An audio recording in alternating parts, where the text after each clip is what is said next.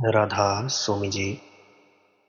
बाणी बाणी राधा स्वामी दयाल सतनाम सतपुरुष की।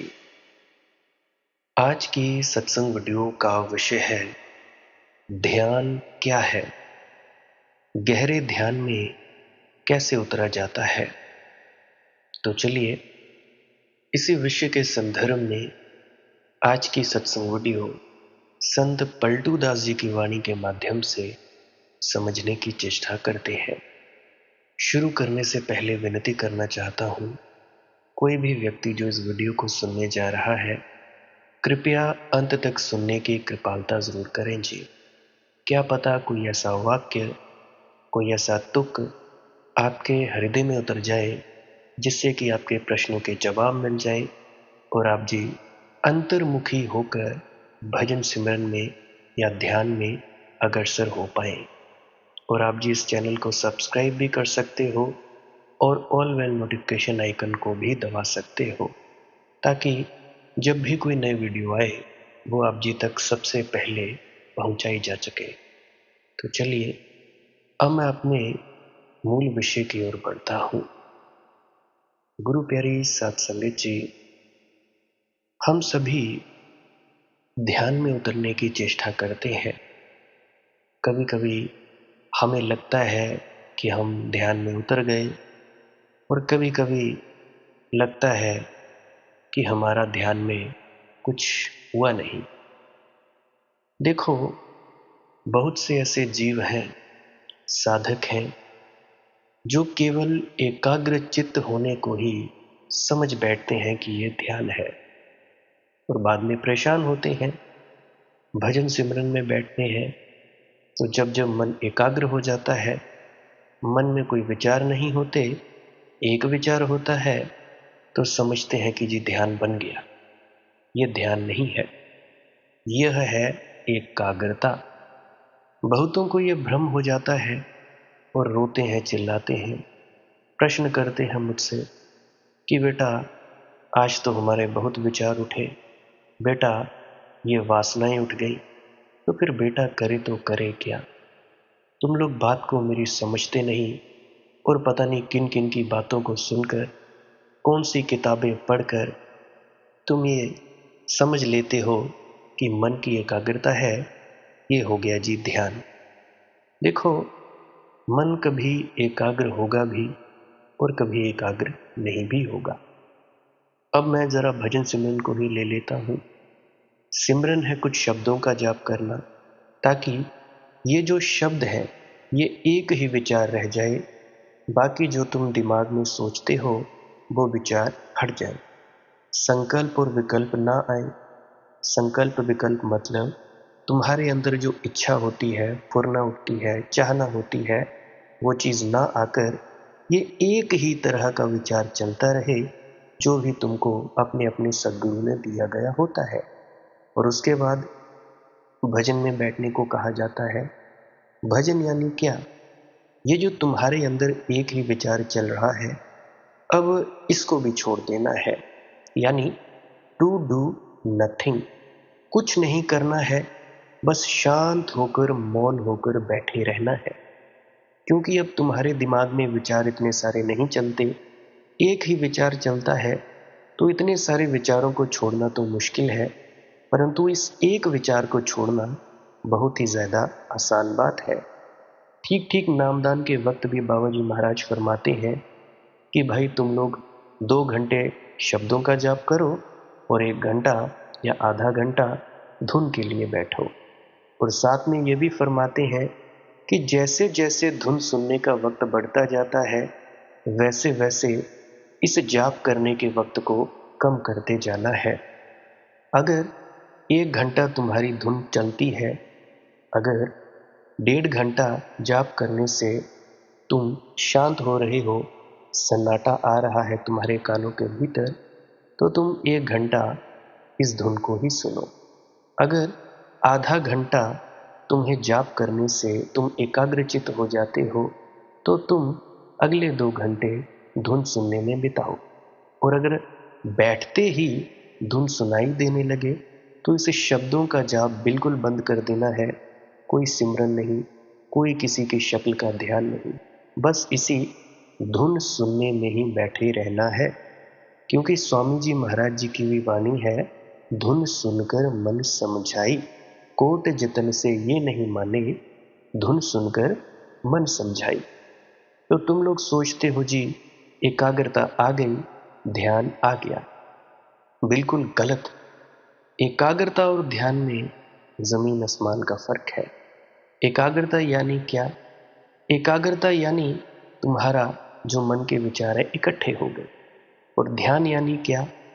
ध्यान है तुम अपने आपे में ठहरे हुए हो, तुम बस साक्षी हो, तुम बस गवाह मात्र हो, तुम बस दृष्टा हो, अपने कर्मों के दृष्टा हो, अपने इन विचारों के दृष्टा हो।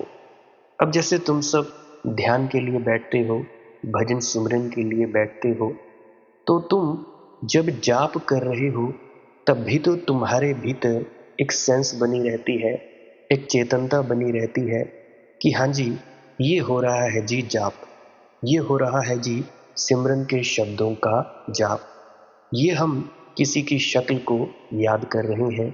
किसके द्वारा हो रहा है? तुम्हारे मन के द्वारा। तुम ये भी देखते हो कि तुम्हारा शरीर बैठा हुआ है ध्यान के लिए या जाप के लिए।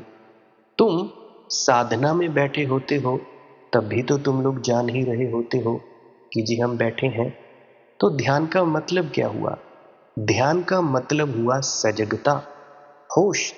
होश में रहोगे तो कभी कभी तुम्हारा मन एकाग्र भी होगा, उसको भी तुम लोग जानने वाले हो। कभी कभी तुम्हारा मन एकाग्र नहीं भी होगा, उसको भी तुम जानने वाले हो।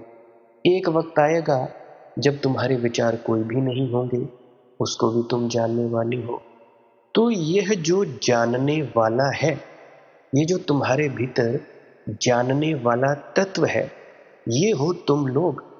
अब देखो, तुम अपने शरीर की इंद्रियों के भी दृष्टा हो, साक्षी हो, गवाह हो कि ये मेरे शरीर की इंद्री है। जैसे जीभ है स्वाद लेती है, आंख है देखती है, कान है सुनते हैं, इंद्री है। अब ये इंद्री किससे जुड़ी हुई है? तुम्हारे शरीर से। अब तुम्हारा जो शरीर है इसको भी तुम लोग देख पाते हो। अब शरीर के पीछे क्या है? शरीर के पीछे है मन। मन यानी विचारों का संग्रह। अब ये जो विचार सिनेमा की स्क्रीन की तरह आते जाते हैं, इनको भी तुम देखते हो, इनको भी तुम जानते हो। तुम जानते रहते हो निरंतर कि ये विचार आ रहे हैं, रुक रहे हैं और जा रहे हैं। तुम जानते रहते हो कि ये भावनाएं हमारे भीतर उठी, रुकी और चली गई। तुम ये भी जानते रहते हो कि तुम्हारे भीतर वासनाएं आईं, रुकी और चली गई। तुम्हारे भीतर ये जो निर्णय करने की क्षमता है, चुनाव करने की, कि सेब खाना है या अनार खाना है, चाय पीनी है या कॉफी पीनी है, या किसी इस व्यक्ति को सुनना है या उसको सुनना है, या हमें इस डेरे में जाना है, उस डेरे में जाना है। यह जो चुनाव करने की शक्ति है, ये बुद्धि की शक्ति है। अब तुम्हारे भीतर ये जो प्रक्रिया चल रही होती है, इस प्रक्रिया को भी तुम लोग जान रहे होते हो कि हाँ, ये चुनाव किया जा रहा है, ये शरीर के द्वारा कर्म किया जा रहा है। तो जब ये कर्म हो रहे होते हैं या आंख बंद करके तुम चुपचाप मौन होकर बैठते हो अपने आप में ठहर कर, तो ये सब कर्म होते रहते हैं, होते रहते हैं। तो ध्यान हुआ क्या? ध्यान है क्या? ध्यान है सजगता, चैतन्यता। तुम चैतन्य होकर तुम होश पूर्वक हर कर्म को होते हुए देख रहे हो और उनसे दूरी भी है। अब तुम लोग बर्तन मांजते हो, अब बर्तन कौन मांज रहा है? तुम या तुम्हारा शरीर? तुम्हारा शरीर। क्योंकि अगर तुम मांज रहे होते बर्तन तो शरीर का एक अंग कट जाता है, तो तुम लोग भी कट जाने चाहिए थे, आधे हो जाने चाहिए थे। नहीं आधे होते। क्यों नहीं होते? क्योंकि शरीर अलग है, तुम अलग हो। अब एक और उदाहरण देता हूं। अब जैसा तुम लोग नींद में सोने के लिए जाते हो, सोने के लिए जाते हो, शुरू शुरू में तुम्हें अपने शरीर का बोध मिटता जाता है। सपने आ जाते हैं, विचार उठते हैं, धीरे धीरे ये विचार भी बंद हो जाते हैं। विचार जब बंद होते हैं तो उसके बाद क्या होता है, कोई पता नहीं। कुछ जानना होता है, कोई जानना नहीं। परंतु तुम ये जान रहे होते हो कि मैं तो हूं ही नहीं, कुछ भी नहीं होता। ये जो कुछ ना जानना है, यही सच्चा जानना है। जागृत, स्वप्न, सुषुप्ति और चौथी अवस्था, इस सुषुप्ति अवस्था में भी जाग जाना, होश में आ जाना। जब तुम इस गहरी नींद में, जब कुछ नहीं पता लगता, कुछ दिखता नहीं, कुछ महसूस नहीं होता, तुम्हें अपना शरीर भी नहीं महसूस होता, उस अवस्था को कहा जाता है समाधि। यह है समाधि की अवस्था। जागृत सुसुप्ति यानी तुरीय अवस्था।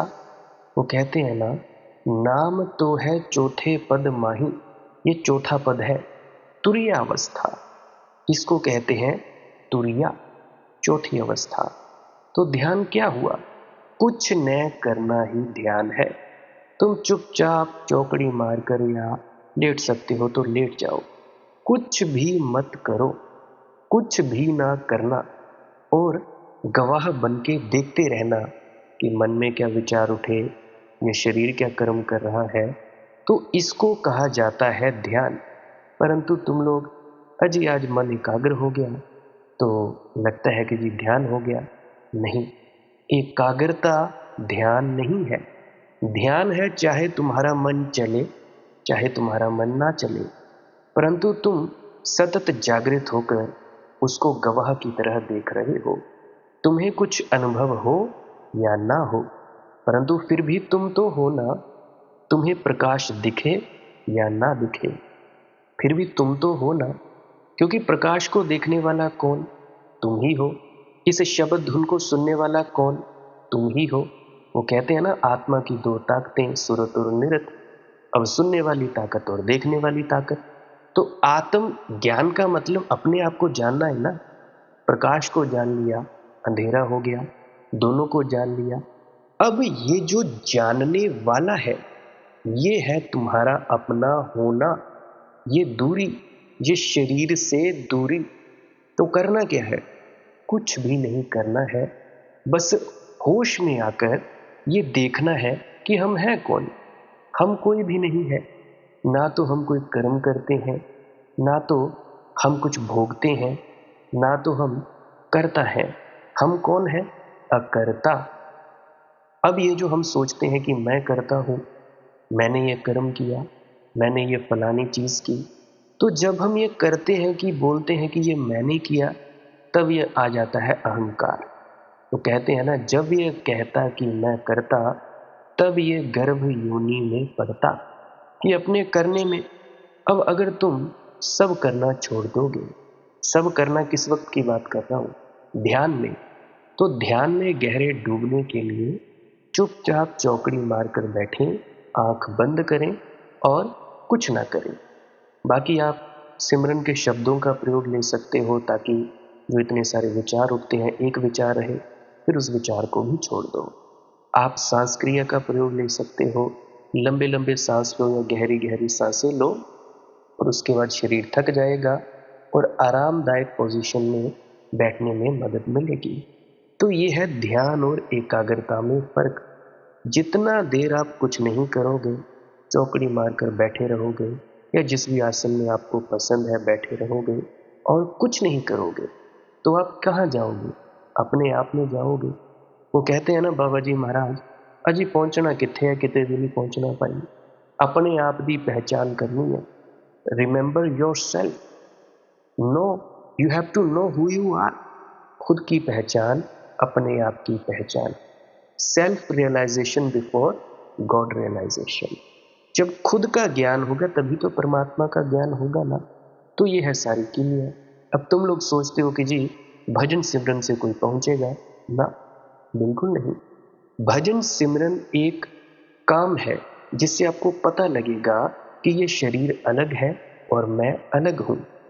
हाँ, भजन सिमरन एक जरिया है जिससे आपको अपने होने का पता लगेगा, अपने साक्षित्व का, अपने ये जो गवाह पने का, अपने दृष्टा पने का पता लगेगा, ये है असली बात। और एक बात और याद रखना, भजन सिमरन किसी के कोई प्रारब्ध कर्म नहीं काट सकता। भजन सिमरन तो एक काम है। उदाहरण, अब तुमने हिमाचल से दिल्ली पहुंचना है। अब तुम लोग सोचो कि ये जो गाड़ी है, ये गाड़ी मुझे पहुंचाएगी। तो सड़क पे तुम लोग जा रहे हो, तो क्या सड़क मंजिल है? क्या गाड़ी में बैठना मंजिल है? नहीं, बिल्कुल नहीं। उसी प्रकार से ये जो भजन सिमरन का मार्ग है, ये जो ध्यान है, ये जो तुम उतरते हो, ये गाड़ी में बैठना है, ये सड़क पर चलने की तरह है। मंजिल क्या है? मंजिल है अपने आप में ठहरना, स्थिति प्रज्ञ, अपनी प्रज्ञा में स्थित हो जाना, अपने होश में स्थित हो जाना और जानना कि ये जो कुछ भी हो रहा है सब मन और माया का खेल है। तुम लोग क्या फंसते हो? किन चीजों में फंसते हो? वाह जी वाह, आज तो बाबा प्रकट हो गया जी, आनंद ही आनंद आ गया। वाह जी वाह, आज तो झरने दिखाई पड़ेंगे जी, क्या आनंद आ गया। ये जितने भी देखते हो तुम रूप अरूप, जितनी भी भावनाएं हैं, जितने भी अनुभव है, कुछ भी अनुभव नहीं होता। ये शरीर के परे की बात, ये जितने भी शब्द, ये शब्द अतीत, इन सब के परे की बात जो है, वो है तुम्हारा अपना आपा, अपना होना। ये है साक्षित्व। अब तुम लोग मेरी बात क्यों नहीं समझ पाते हो? क्योंकि बात ही इतनी ऊंची कह देता हूं कि तुम लोगों की खोपड़ी में नहीं पड़ती। तुम लोगों की खोपड़ी में फंसे कैसे? कैसे तो कैसे फंसे। और सच बात कही है संतों महात्माओं ने, वो ना तो कभी कहा गया है, ना कहा जा सकता है और ना ही कभी कहा जा सकेगा।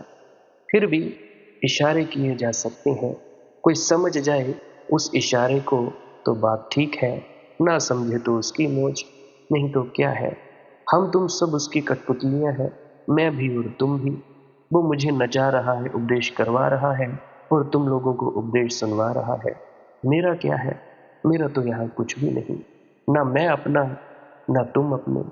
मैं जिसका हूं तो हूं। तो बड़ी ऊंची बात कह देता हूं, तो इसीलिए आप लोगों को समझ में आनी बड़ी कठिन हो जाती है। मैं बात करता हूं पीएचडी लेवल की और तुम लोग बात करते हो पहली कक्षा की। तो विनती है, हाथ जोड़कर प्रार्थना है, जो कोई भी आपको एबीसी सिखाता हो, उन वीडियोस को सुन लिया करो। अगर मेरी वीडियो सुनने में आनंद आता है, खुमारी चढ़ती है, मस्ती आती है, फिर तो मुझे सुनो। परंतु अगर आप लोग सोचते हो कि मेरी बात से कुछ समझ आएगा, तो भाई समझ वमझ तो मुझे पता नहीं, जो बोलता हूँ सो बोलता हूँ। अगर चाहते हो कि एबीसी सीखनी, तो मेरी पुरानी वीडियो सुना करो। अगर चाहते हो खुमारी, मस्ती और आनंद, तो इन वीडियोस को भी सुन लिया करो। बाकी आपकी अपनी मौज है, जिस मर्जी व्यक्ति को सुन सकते हो। जी चाहे किसी फलाने संत को सुनो, जी चाहे किसी दूसरे महात्मा को सुनो, मुझे कोई पाबंदी नहीं, मुझे इससे कोई दिक्कत परेशानी की कोई बात नहीं है। जिस मर्जी को सुनना हो सुने, जहां अच्छा लगता है वहां जाओ, जहां नाम मिले तहां जाओ, जहां पे नाम की महिमा होती है, नाम तक पहुंचने की बात होती है, उधर जाओ। बाकी तो सब कथावाचक हैं ही, कथा करते हैं, अपने अपने धाम बनाते हैं, अपने अपने डेरे बनाते हैं, और तो क्या ही हो रहा है, अपने अपने चेले बनाते हैं। अभी मेरे भी मित्र हैं जगमोहन भाई, उनके पता नहीं कितने चेले हो गए हैं।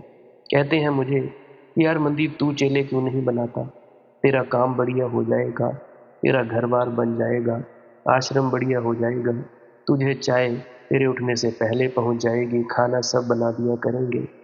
तो मैं उनसे कहता हूँ, भाई करूँगा क्या? ये चेले मुझे खा जाएंगे, क्या करूँगा? मेरी अपनी कोई स्वतंत्रता है, मेरी अपनी भी कोई स्वतंत्रता है। मैं चाहता हूँ जीना खुशी से।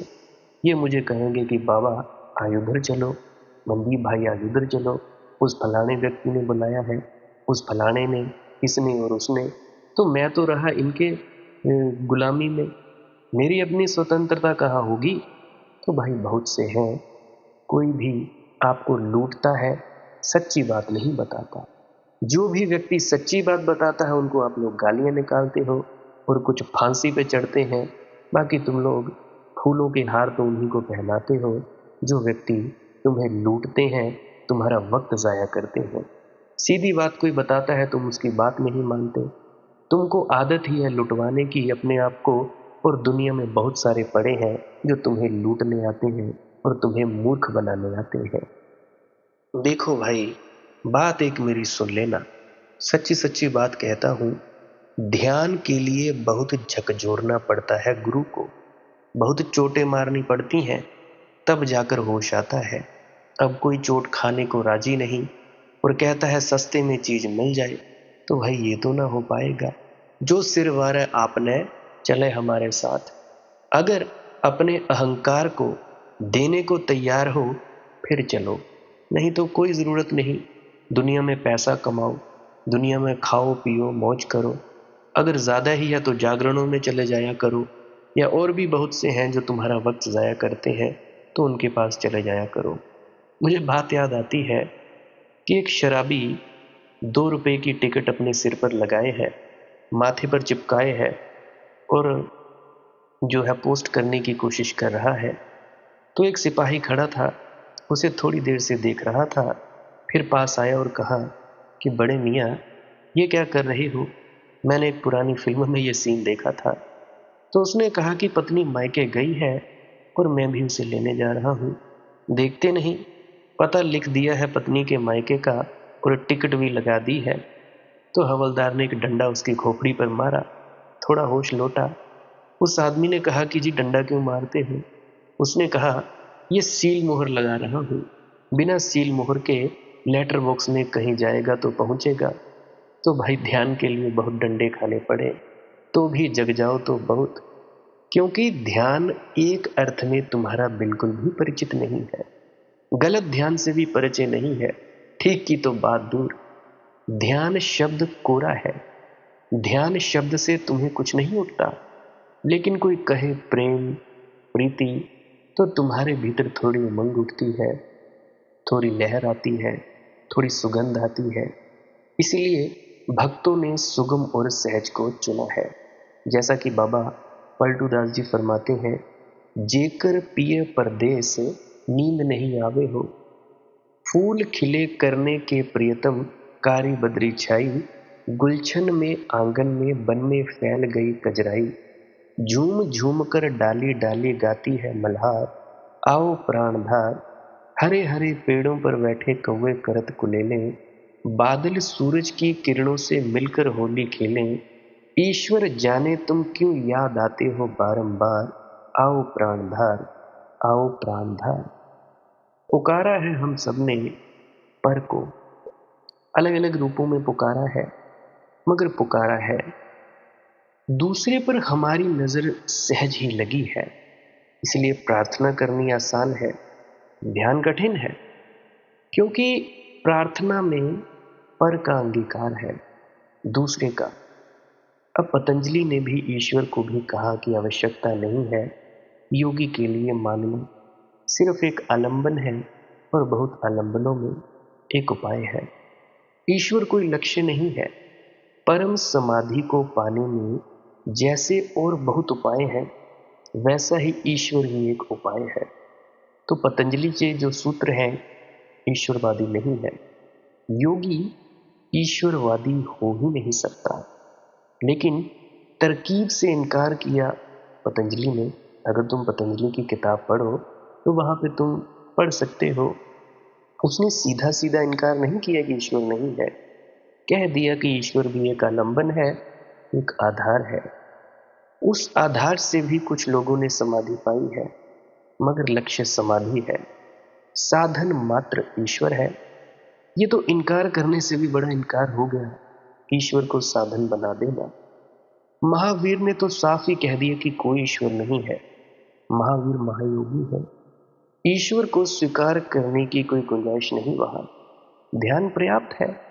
वस्तुतः ईश्वर को मानना महावीर की दृष्टि में ध्यान के लिए बाधा है, क्योंकि पर की मौजूदगी से मुक्त होना है।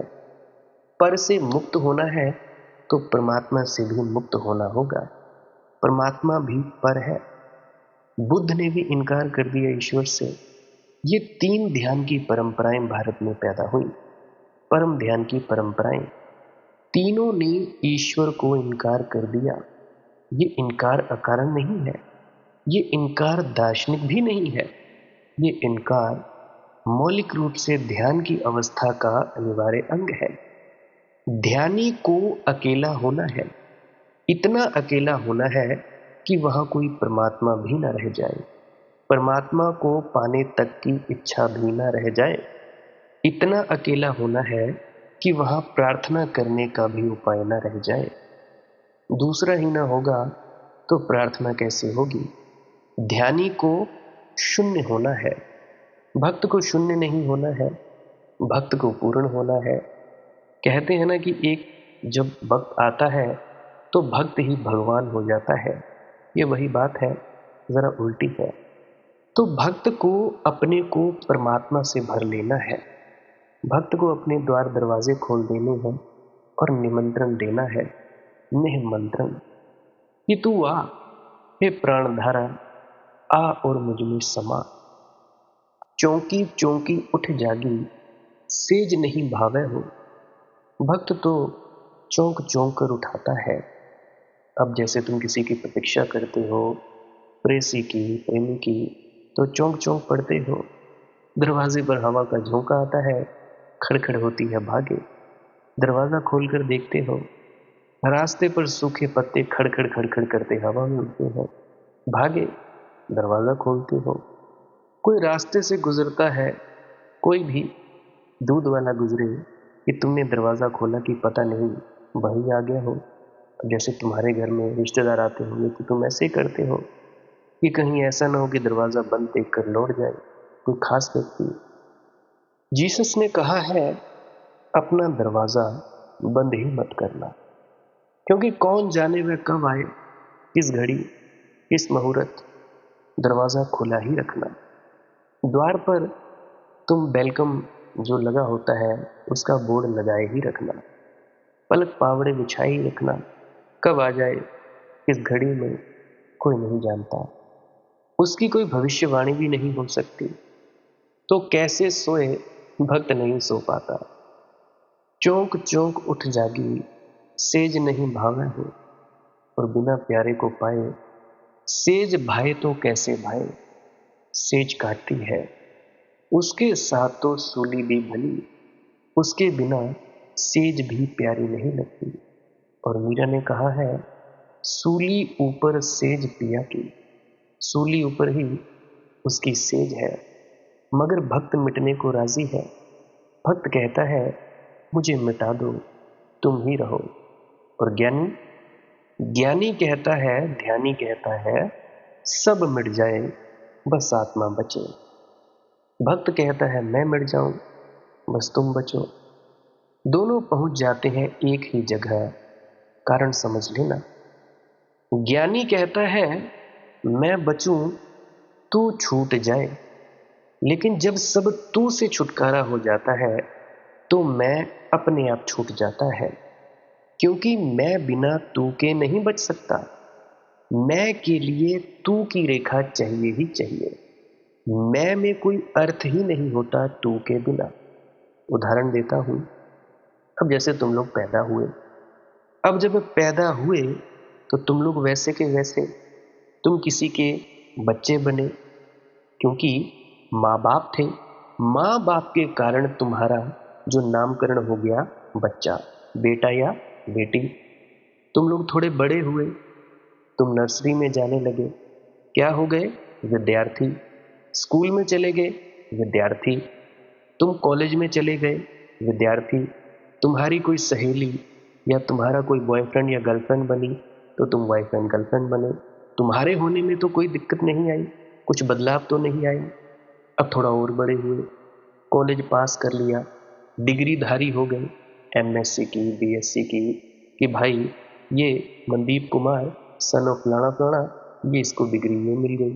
पीएचडी डिग्री वाले हो गए, एमएससी की डिग्री वाले हो गए, एमए की डिग्री वाले हो गए। तुम्हारे होने में तो कोई बदलाव नहीं आया, बाहर से एक लेबल लगा दिया कि ये डिग्रीधारी हो गया। अब शादी हो गई, तुम पति हो गए या पत्नी हो गए। अब बच्चा हो गया, तुम बाप हो गए।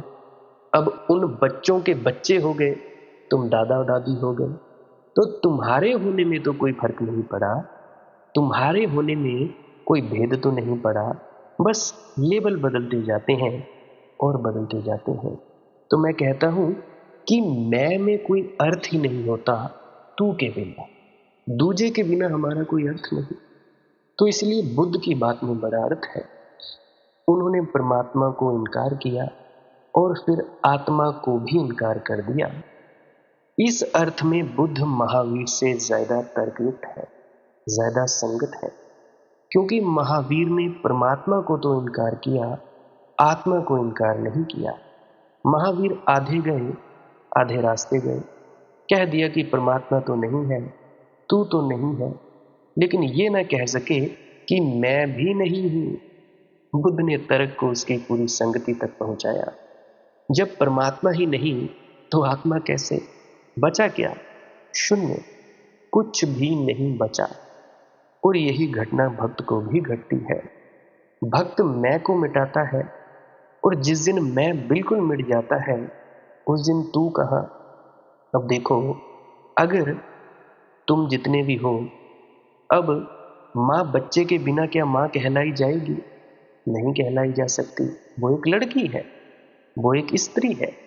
अब बच्चे की अगर मां ना हो तो बच्चा क्या बेटा या बेटी कहलाया जाएगा? ना, बिल्कुल नहीं कहलाया जाएगा। तो उसी तरह से भक्त मैं को मिटाता है। जिस दिन मैं बिल्कुल मिट जाता है उस दिन तू कहां? मैं के बिना कौन कहेगा तू? मैं का संदर्भ चाहिए ही चाहिए तू के अस्तित्व के लिए, द्वैत के लिए ये चाहिए ही चाहिए। मैं की पृष्ठभूमि में ही तू उभर कर प्रकट हो सकता है, नहीं तो तू भी नहीं बचेगा। तो जैसे ही ज्ञानी तू को मिटा देता है, मैं मिट जाता है। भक्त मैं को मिटा देता है, तू मिट जाता है। और यह वह घड़ी है जहां दोनों का मिलन हो जाता है, जहां भक्त भक्त नहीं है, ज्ञानी ज्ञानी नहीं है। यहां केवल सत्य ही शेष रह गया। सत्य ना तो मैं में है, ना तू में है। लेकिन सत्य तक पहुंचने के दो उपाय हैं, या तो तुम अपनी मैं को मिटाओ या तू को मिटाओ। मैं को मिटाना सुगम भी है, खतरे से खाली भी है। तू को मिटाना कठिन भी है और खतरे से भरा हुआ भी है। एक तो पहले मिटाना बहुत मुश्किल तू को, दूजे को मिटाना बड़ा मुश्किल, क्योंकि हमारी पूरी जीवन धारा तू की तरफ प्रवाहित होती है। अब बच्चा पैदा हुआ कि माँ के स्तन खोजने लगता है, जीवन धारा तू की तरफ बहने लगी। बच्चा पैदा हुआ कि माँ से चिपटा, माँ को छोड़ता ही नहीं, उसका दामन पकड़े रखता है। रात सोता भी है तो उसकी साड़ी हाथ में रखता है कि कहीं वह रात नींद में से छोड़कर कहीं चली न जाए। तो जीवन धारा तू की तरफ उन्मुख है, ये सहज स्वाभाविक है। इसीलिए तू को छोड़ना कठिन है, और अगर छोड़ भी पाओ तो एक बड़ा खतरा है। तू तो छूट जाए और मैं न मिटे, तो तू छूटा नहीं, सिर्फ दब गया, अचेतन में समा गया, और तब मैं बड़ा अहंकार की तरह प्रकट होगा। इसलिए जो लोग तू को मिटाने चलते हैं वे अहंकार का खतरा मोल लेते हैं। उसका अंतिम परिणाम भयंकर भी हो सकता है। अहंकार इतना प्रगाढ़ हो सकता है कि सत्य के मार्ग में बाधा बन जाए, हिमालय की तरह खड़ा हो जाए।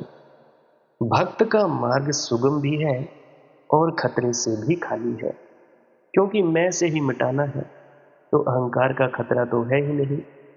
इसलिए जैन मुनि में जैसा अहंकार देखोगे वैसा सूफी फकीरों में नहीं देखोगे। जैन मुनि तू को मिटाता है और तू के मिटाने में मैं मजबूत होने लगता है। डर यही है, सावधानी हटी तो दुर्घटना घटी। गिरे, खाई में गिरे तो गिरे। होशियार यार जानी ये रास्ता ठगों का। यहां जरा नजर चुकी तो माल दोस्तों का। इधर गिरे तो कुआं, उधर गिरे तो खाई। तो जैन मुनि का अहंकार बहुत भयंकर हो जाता है। तुम जैन मुनि से नमस्कार करो तो वह हाथ जोड़कर नमस्कार भी नहीं करता, नहीं कर सकता। वह सिर्फ आशीर्वाद ही दे सकता है। दोनों हाथ जोड़कर नमस्कार करे तुम्हें, श्रावक को, पापियों को? असंभव। उसे तुम में परमात्मा नहीं दिखाई पड़ता, सिर्फ पापी दिखाई पड़ता है। सूफी फकीर किसी के भी पैर छू लेता है, और पैर छूने में भी क्या कोई पात्रता और अपात्रता का हिसाब रखना होगा? किसी के भी पैर छू लेता है, राह चलते लोगों के पैर छू लेता है। सूफी फकीर भक्त है, वह मैं को मिटा रहा है। देखा नहीं तुम लोगों ने बाबा जी महाराज को कैसे झुकते हैं, हाथ जोड़कर झुक जाते हैं। मैं उनको सूफी फकीर कहता हूँ। ऐसे ही होते हैं फकीर, झुक जाते हैं, पांव पड़ने में कोई दिक्कत नहीं। जलालुद्दीन की प्रसिद्ध कहानी है, प्रेमी ने अपनी प्रेसी के द्वार पर दस्तक दी। भीतर से आवाज आई कि कौन?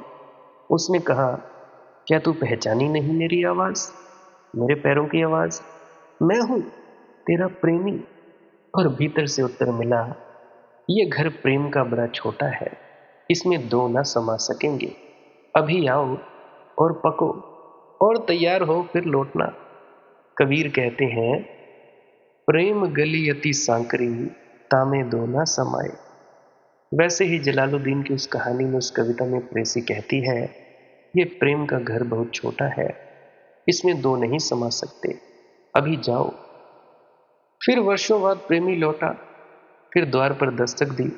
वही सवाल, कौन? यह प्रेम का घर बहुत छोटा है।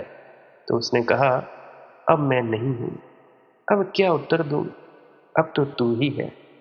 और द्वार खुल गए। तो भक्त मैं को मिटाता है, द्वार खुल जाते हैं, क्योंकि मैं से बड़ी और कोई बाधा नहीं है। सच्चा ध्यानी भी तू को मिटाने के बाद मैं को मिटाने में लगता है। अगर मैं ना मिटे तो चूक हो जाती है, लेकिन सच्चे ध्यानी बहुत कम, क्योंकि मार्ग कठिन, खतरों से भरा हुआ। ज्ञानियों की बजाय भक्तों ने ज्यादा निर्वाण को उपलब्ध किया है, भक्तों ने ज्यादा सचखंड अवस्था को उपलब्ध किया है। ध्यान से कम, भजन से ज्यादा पहुंचे हैं लोग। अब यहां थोड़ा समझना, भजन यानी क्या? अपने जो भी गुरु पीर पैगंबर है उनसे प्रेम, उनसे जरिए परमात्मा से प्रेम। तो ज्ञान से कम, प्रेम से ज्यादा पहुंचे हैं लोग। यहां ध्यान क्या है? कुछ ना करना, कुछ भी नहीं, बस बैठो और भीतर उतर जाओ। अब ऐसा मत करने लगना कि संसार में तुम काम धंधे छोड़कर 24 घंटे के लिए ध्यान में ही बैठे रहो। भाई, दुनिया में कमाना है तो दौड़ना पड़ेगा। दुनिया मिलती है दौड़कर, और परमात्मा की प्राप्ति होती है बिना दौड़े। बिना दौड़े जो मिले वो परमात्मा, दौड़ दौड़ कर भी जो ना मिले वो संसार। रैन दिवस मारे वान, पपीहा बोले हो। पलटू दास जी कहते हैं कि इधर पपीहा पुकारने लगता है पी कहाँ, और उधर भक्त भक्त के प्राणों में गूंज उठने लगती है पी कहाँ। भक्त को तो प्रत्येक चीज परमात्मा की याद दिलाती है, प्रत्येक चीज। पपीहा गाता है, लेकिन भक्त को लगता है मेरी लय है, गीत भी मेरा है, दूर से ये कौन गाने लगा है। ये उसके प्राणों की पुकार है पी कहाँ। परमात्मा कहाँ है, कहाँ खोजूं, किस दिशा में जाऊं, किन आकाशों में तलाशूं, किन पातालों में खोदूं, कहाँ है परमात्मा।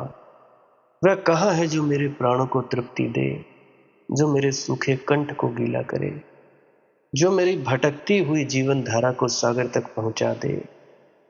पिय पिय लावे सोर, सबती हुई डोले हो, बिरहन रहे अकेल, सो कैसे के जीवे हो।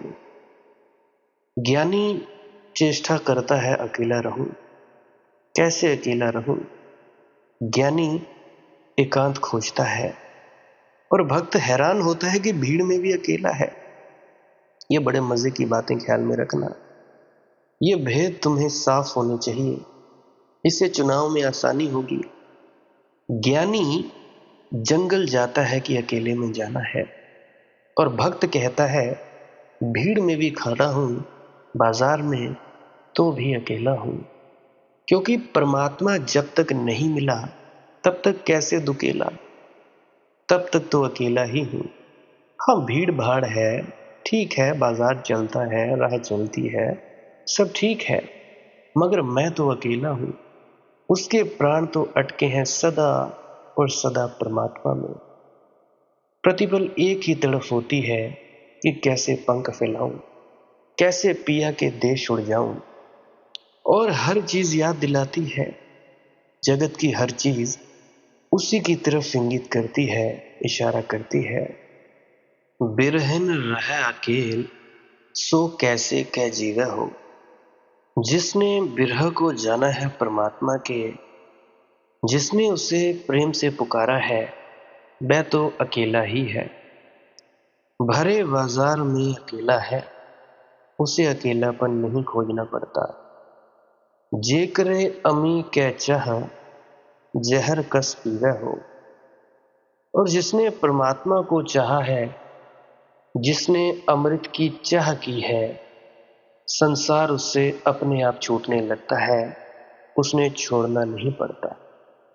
ज्ञानी को छोड़ना पड़ता है संसार, त्यागना पड़ता है संसार, चेष्टा करनी पड़ती है। भक्त से छूट जाता है, छोड़ना नहीं पड़ता। क्योंकि जिसे उस प्यारे की याद उठने लगी, इस संसार में कुछ भी उसे सार्थक नहीं मालूम होता। अमृत की जिसे याद आने लगी, क्या वह जहर पिएगा?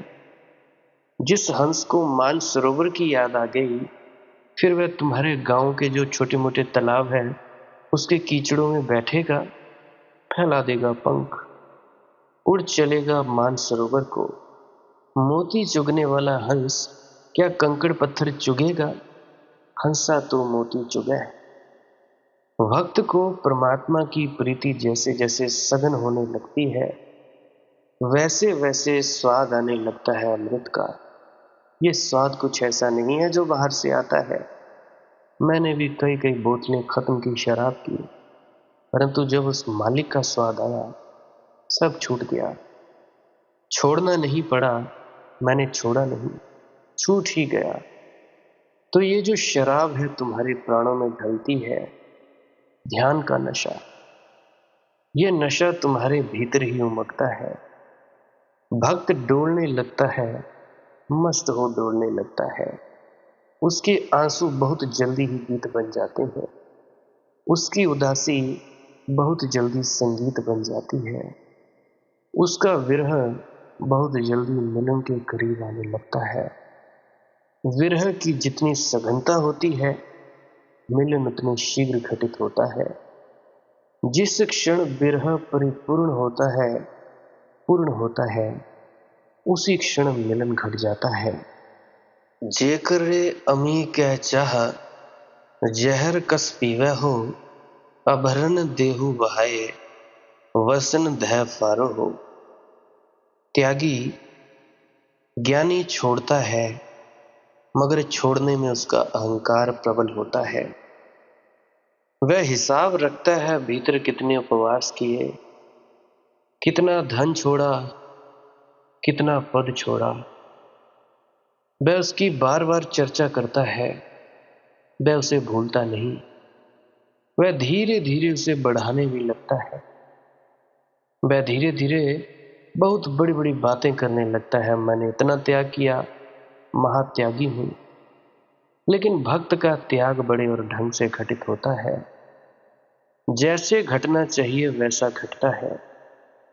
उसके आवरण उतर जाते हैं, उसके आभूषण उतर जाते हैं, उसका श्रृंगार उतर जाता है। क्योंकि जब प्यारा प्रदेश में हो तो कैसा श्रृंगार, कैसे आभूषण। अभरन देहु बहाए, वह अपने आभूषण बहा देता है। वसन धै फारो हो, अपने वस्त्रों को फाड़ डालता है। किसके लिए? हम वस्त्र अपने लिए तो नहीं पहनते, औरों के लिए पहनते हैं। और हम आभूषण भी अपने लिए तो नहीं पहनते, औरों के लिए पहनते हैं। प्यारा आता हो तो हम दुल्हन जैसे सजते हैं, लेकिन प्यारा दूर हो, उसकी खोज खबर न मिलती हो, तो बिरहन सज कर नहीं बैठती। उसके बाल बिखर जाते हैं, उसके बाल सूख जाते हैं, उसके आवरण कब छूट जाते हैं हाथ से, कब रिझ जाते हैं पता नहीं चलता। उसके वस्त्र कब फट गए इसकी उसे याद भी नहीं रहती। यह सब सहज घटता है। यही भक्ति का अद्भुत रूप है कि ज्ञानी को जो चेष्टा कर करके करना पड़ता है, भक्त को अनायास हो जाता है। भक्त पर परमात्मा की अनुकंपा अपार है। ज्ञानी को अकेले करना पड़ता है, भक्त की सहायता परमात्मा करता है। तोड़ दो मेरा जाम कि अब मैं पी न सकूंगा। तोड़ दो मेरा जाम कि अब मैं पी न सकूंगा। प्यास बुझी तो जी न सकूंगा। तोड़ दो मेरा जाम। प्यास मधुर सपनों का सागर, प्यास छलकते नयन की कागर। सपनों का अंजाम कि अब मैं पी न सकूंगा। प्यास बुझी तो जी न सकूंगा। तोड़ दो मेरा जाम। प्यास मनोहर प्यार की रजनी, प्यास नशीले रूप की सजनी। लहराए हर गाम कि अब मैं पी न सकूंगा। प्यास बुझी तो जी न सकूंगा। तोड़ दो मेरा जाम। दीपक शीशे फूल सितारे, छोड़ के बढ़ चल कोई पुकारे। जीवन है संग्राम कि अब मैं पी न सकूंगा। प्यास बुझी तो जी न सकूंगा। तोड़ दो मेरा जाम। प्यास रसीला स्वप्न मिलन का, मीत हमारे वालेपन का। पीठ हुई बदनाम कि अब मैं पी न सकूंगा। प्यास बुझी तो जी न सकूंगा। तोड़ दो मेरा जाम। प्यास जगत की रीत पुरानी, आशाओं की छाँव सुहानी। कर लूं कुछ विश्राम कि अब मैं पी ना सकूंगा। प्यास बुझी तो जी न सकूंगा। तोड़ दो मेरा जाम। प्यास मेरी जानी पहचानी, प्यास मेरे हृदय की रानी। प्यास मेरा इनाम कि अब मैं पी न सकूंगा। प्यास बुझी तो जी न सकूंगा। तोड़ दो मेरा जाम। भक्त को अपने जाम को तोड़ देना होता है, तोड़ देता है। इस जगत का सब पीकर देख लिया और व्यर्थ पाया। सब पिया और प्यास बुझी नहीं। सब पिया और प्यास बढ़ती ही चली गई। प्यास मेरी जानी पहचानी, प्यास मेरे हृदय की रानी। अब तो वह परमात्मा की प्यास से भरा है। अब वह कहता है, इस जानी पहचानी प्यास को परमात्मा की तरफ दौड़ाता हूं। प्यास मेरी जानी पहचानी, प्यास मेरे हृदय की रानी। प्यास मेरा इनाम कि अब मैं पी ना सकूंगा। प्यास बुझी तो जी ना सकूंगा। तोड़ दो मेरा जाम। अब इस जगत में पीने योग्य कुछ भी नहीं है। इस जगत में वह अपने जाम को तोड़ देता है। इसलिए नहीं कि जगत पाप है, इसलिए नहीं कि जगत में जीना घृणित है। वह जहर को इसलिए नहीं छोड़ता कि जहर है। वह जहर को इसलिए छोड़ता है कि अब उसके भीतर अमृत की चाहत जगी है। वह कांटों को इसलिए छोड़ देता है कि फूलों की आशा, फूल पास ही दिखाई पड़ने लगे, उसके हाथ फूलों की तरफ बढ़ने लगे, इसलिए कांटों से अपने आप छूट जाता है। ज्ञानी कहता है पहले त्याग, फिर परमात्मा मिलेगा, या ज्ञान मिलेगा, या सत्य मिलेगा, या जो भी नाम तुम पसंद करो, मोक्ष सचखंड निर्वाण मिलेगा। लेकिन पहले त्याग, त्याग से मिलेगा ज्ञान, त्याग से मिलेगा सचखंड। और भक्त कहता है सचखंड का स्वाद आ जाए तो त्याग घटित हो जाता है। त्याग पहले नहीं, अमृत का स्वाद आ जाए तो जाम हाथ से गिर जाता है, जहर का, और टूट जाता है। पिया बिन कौन सिंगार, शीस दे मारो हो। उस प्यारे के बिना क्या श्रृंगार करें। दीवारों से सिर फोड़ लेने का मन होता है। भूख न लगे नींद, बिरह हिये करके हो, कैसी भूख, कैसी नींद, हृदय में कसक है, कड़क है। एक बिजली कौंध कौंध जाती है, विरह हिये करके हो। अब पोंछ ढालो मांग का सिंदूर, मांग सिंदूर मसी पोछ नैन जल ढर के हो। पोंछ डालो मांग का सिंदूर, पोंछ डालो आंखों का अंजन काजल। ना पोंछोगे तो भी बह जाएगा, क्योंकि आंखों से जो वर्षा शुरू हुई है, वह जो परमात्मा के लिए आंसू झरने शुरू हुए हैं, ये जो सावन की झड़ी लगी है आंखों से, ऐसे भी काजल बह जाएगा, पोंछ ही डालो। क्या कहें करे श्रृंगार, सो काहे दिखावे हो। अब किसके लिए श्रृंगार करना है, किसको दिखलाना है, देखने वाला दिखाई नहीं पड़ रहा। तो जब तक वह दृष्टा मौजूद ना हो जाए, जब तक परमात्मा की आंख ना पड़े, तब तक ना कोई श्रृंगार है, ना कोई भूख है, ना कोई प्यास है।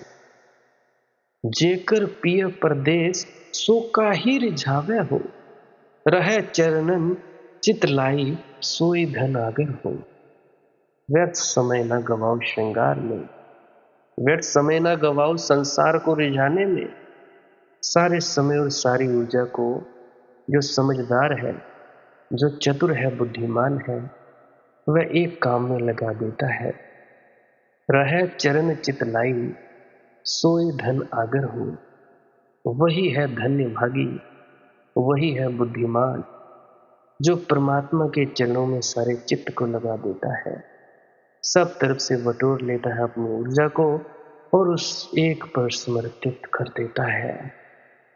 पलटू कै शब्द, बिरह कै सागर हो। पलटू बाबा कहते हैं, बुरा मत मानना, मेरे शब्द तुम्हारे भीतर आंसुओं को पैदा करेंगे, बिरह का सागर उमगाएंगे। तुम्हारी छोटी सी गागर में बिरह का सागर पैदा हो सकता है। कहते हैं पलटू जी, मेरी बात का बुरा मत मानना, क्योंकि जो विरह में नहीं जला उसे मिलन का आनंद कभी उपलब्ध नहीं होगा। जिसने विरह का जहर नहीं पिया, उसे मिलन का अमृत नहीं मिलेगा। विरह तैयारी है, विरह पात्रता है, और जब पात्र तैयार होगा तो ही परमात्मा तुम में प्रवेश कर सकता है। तो इसीलिए भजन सिमरन में उतरो, डूबो, कुछ ना करने में उतरो, सांस क्रिया किया करो। अगर कोई प्रश्न है तो कमेंट सेक्शन में पूछ सकते हो, या इंस्टाग्राम, टेलीग्राम, फेसबुक, वहां पे सर्च करो मालिक की मौत सत्संग, वहां पे भी पर्सनली पूछ सकते हो। कमेंट सेक्शन में राधा स्वामी लिख सकते हो, पुरानी वीडियोस को सुन सकते हो। अगर इसी वीडियो में आनंद आया हो तो इसको बार बार सुन सकते हो। बाकी आपकी अपनी मौज है, इच्छा है। मैं कौन होता हूं बाधित करने वाला। जी चाहे सुन लो, जी चाहे जो मर्जी कर लो। भजन सिमरन किया करो, ध्यान में उतरा करो, मस्ती में झूमा करो।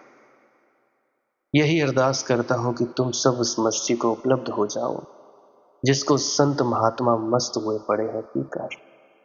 यही दुआ करता हूं। भजन सिमरन क्या है? भजन और सिमरन दो अंग हैं। सिमरन है कुछ शब्दों का जाप करना जो आपको आपके सद्गुरु द्वारा बताए जाते हैं। कोई भी जाप हो सकता है, कोई भी शब्द हो सकते हैं। करना क्या है? किसी कमरे में बैठ जाइए, या रात को बैठ सकते हैं, सुबह बैठ सकते हैं, या जब भी आपको फुर्सत के लम्हे मिले बैठ सकते हैं। तो जब बैठें तो शरीर को बिना हिलाए डुलाए बैठना है। जो बैठ नहीं सकता तो वो लेट जाए, जो चौकड़ी नहीं मार सकता वो टांगे सीधी कर ले। कोशिश ये रहनी चाहिए कि ज़्यादा से ज़्यादा वक्त शरीर को बिना हिलाए डुलाए बैठा जाए। उसके बाद अपने शब्दों का जाप शुरू कर दें। आंख बंद रखें, आंखों पर ज़्यादा जोर नहीं लगाना है, कोई कष्ट नहीं देना है, नहीं तो सर में दर्द होगा और फिर आप लोगों को परेशानी हो सकती है। तो आपने क्या करना है? चुपचाप शांत होकर बैठे रहना है, शब्दों का जाप शुरू कर देना है। जितनी देर भी आप करना चाहो, आधा घंटा, पौना घंटा, 10 मिनट, 15 मिनट, या जितनी भी आपको आपके सद्गुरु द्वारा दिया गया निर्देश है। जितना निर्देश है उसका पालन कीजिए। और उसके बाद दूसरा स्टेप करना बड़ा ही ज़्यादा ज़रूरी है। वो क्या है? वो उसी अवस्था में बैठे रहें या आसन भी बदल सकते हैं। ये जो शब्दों का जाप होता है ये एकाग्रता के लिए होता है, ताकि मन की एकाग्रता आ जाए। और जब मन की एकाग्रता आ जाए फिर दूसरा कदम क्या है? धुन सुनने के लिए बैठना। चुपचाप बैठे रहें, आंख बंद है, शब्दों का जाप बंद कर देना है। और अगर कोई भी आपके गुरु महाराज है उनको आप स्मरण कर रहे थे, याद कर रहे थे, आंखों के सामने शक्ल ला रहे थे, तो उसको लाना बंद कर दीजिए। शब्द धुन सुन रही है तो सुनते रहिए, आंख बंद करके अंधेरे में ही टिके रहें। टिके रहना है और ये इच्छा नहीं करनी है कि कुछ दिखे, कहीं पहुंचा जाए, परमात्मा को पाना है, ये करना है, वो करना है। याद रखें, ना कुछ समझना है, ना कुछ देखना है। ऐसे ही अज्ञानी होकर इसी अंधेरे में पड़े रहें। इसी अंधेरे में पड़े रहना है बस। उसके बाद जो होगा सो होगा। और अगर कोई अनुभव हो भी गया तो इससे ये नहीं कि अगली बार फिर से कामना करनी है कि ये वैसे ही हो। कामना ही सबसे बड़ी अड़चन है, इच्छा ही सबसे बड़ी अड़चन है, किसी चीज की तृष्णा करना ही सबसे बड़ी अड़चन है, मांग ही वासना है। अगर परमात्मा चाहिए तो कुछ नहीं मांगना है, चुपचाप बस बैठो, अपने आराम में बैठो, अपने विश्राम में बैठो। धीरे धीरे धीरे वो होगा जो होना चाहिए। अगर मैं ज़्यादा बोलूँगा तो आप लोग फिर से उसकी कल्पना कर लोगे कि जी ऐसा होता है, खंड ब्रह्मांड ऐसे होते हैं, चांद तारे दिखेंगे, फलाना ढिकाना। तो मैं ऐसा नहीं कहूँगा।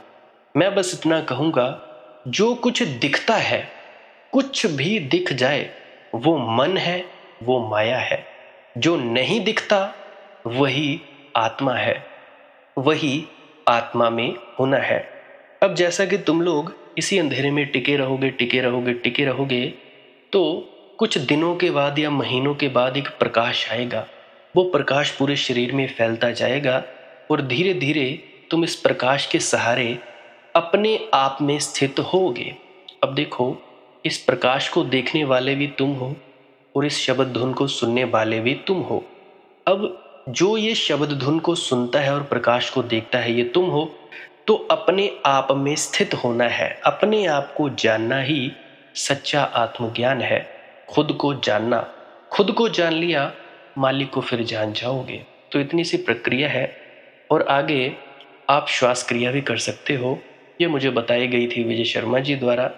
वो एक उच्च कोटि के संत हैं, तो उन्होंने मुझे बताई और मेरा फर्ज बनता है कि आप सभी को बताऊं। वैसे तो मैं रोज रोज बताता हूं, फिर भी आज फिर से बता रहा हूं। श्वास क्रिया क्या है? नाक से सांस लेना है, मुंह से छोड़ना है। लंबा सांस लेना है नाक से और मुंह से छोड़ देना है। 15 मिनट करें, 20 मिनट करें, आधा पौना घंटा, जितनी देर भी आप कर सकते हो करें। करने के बाद करना कुछ नहीं है, चुपचाप आंख बंद करके बैठ जाना है। लेट सकते हो तो लेट सकते हैं, वो आपकी अपनी इच्छा है। नींद आ जाए तो सो जाना है, तो शरीर को कष्ट नहीं देना है। अगर सर घूमे घूमने देना है, अगर आपका शरीर कांपे तो कांपने देना है। उसकी आपने दिक्कत, परेशानी और चिंता नहीं लेनी है, ये सब होता ही है। और मरने से डर लगे तब भी नहीं डरना है, ये होता ही है। क्या कहा मैंने? 15 से 20 मिनट कर सकते हैं, उसके बाद चुपचाप बैठें और अपने भीतर अपने आप उतर जाओगे। ठीक है जी। प्रेग्नेंट लेडीज़ बिल्कुल ना करें, जिनको दिल की बीमारी है या गोलियां वगैरह खाते हैं वो भी बिल्कुल ना करें। और बाकी सब कर सकते हैं। जिनको नींद नहीं आती वो अवश्य करें, और जिनको थोड़ा डिप्रेशन रहता है वो भी अवश्य करें, और जिनके बच्चे थोड़ी पढ़ाई में कमज़ोर हैं वो भी ज़रूर करें। बाकी आपकी मौज है, करना हो करिए, नहीं तो आपकी अपनी अपनी इच्छा है। और ध्यान दें, जब सिमरन करें तो उसके बाद सीधा भजन पे बैठें, और जब ये श्वास क्रिया करें तो इसके बाद सीधा भजन के लिए बैठें। अलग अलग प्रक्रियाएं हैं। एकाग्रता के लिए है श्वास क्रिया और एकाग्रता के लिए ही है भजन सिमरन। सिमरन भी एकाग्रता के लिए और श्वास क्रिया भी एकाग्रता के लिए। ठीक है, मिक्स नहीं करना है, अलग अलग करिए। अगर श्वास क्रिया करी तो उसके बाद सीधा धुन सुनने पर बैठें। अगर सिमरन के शब्दों का जाप किया उसके बाद फिर से धुन सुनने पर बैठें। बाकी आपकी अपनी मौज है। जो आपको रुचे वो कर सकते हो। अगर धुन सुनने लगे तो धुन सुनने पर ही डायरेक्ट बैठा जाए, परंतु श्वास क्रिया मत छोड़ना, क्योंकि श्वास क्रिया करने से शारीरिक, मानसिक और आध्यात्मिक लाभ मिलता है। तो बाकी आप कीजिए, आपकी मौज है। और कोई प्रश्न है तो कमेंट सेक्शन में पूछ सकते हैं, या इंस्टाग्राम, टेलीग्राम, फेसबुक पे सर्च करें मालिक की मौज सत्संग, तो वहाँ पे पूछ सकते हैं। प्रश्न पूछने से पहले एक विनती, आप लोग पुरानी सत्संग वीडियोस को अवश्य सुनिए। क्या पता आपके प्रश्नों के जवाब मिल जाए और आप अपने भीतर ध्यान में उतर जाएं। बाकी आपकी अपनी मौज है। लाइक कर सकते हैं इस वीडियो को अगर आपको कुछ सीखने को मिला है, और कमेंट सेक्शन में राधा स्वामी ज़रूर लिखें। सब्सक्राइब कर सकते हैं इस चैनल को अगर रोज़ रोज़ नए नए सत्संग सुनना चाहते हैं। और बाकी आप सत्संग लगा के छोड़ दीजिए, और बस छोड़ दीजिए। सुनते सुनते आप ध्यान में प्रवेश करेंगे, या तो आप जी सो जाएंगे, तो आपकी मौज है। बाकी आप लोग अगर शेयर करना चाहो अपने मित्रों तक तो कर सकते हैं, नहीं तो मालिक की मौज है, कोई चक्कर नहीं है। आप मुझे इतने अंत तक सुनते हो, इतने अंत तक सुनने के लिए आपका बहुत बहुत शुक्रिया, बहुत बहुत धन्यवाद। और मुबारक हो आप लोगों ने जो आनंद प्राप्त किया। अब मैं अपने गुरु महाराज को प्रणाम करता हूँ। आप सभी के भीतर बैठे परमात्मा को भी प्रणाम करता हूँ। मेरा प्रणाम स्वीकार करें। राधा स्वामी जी।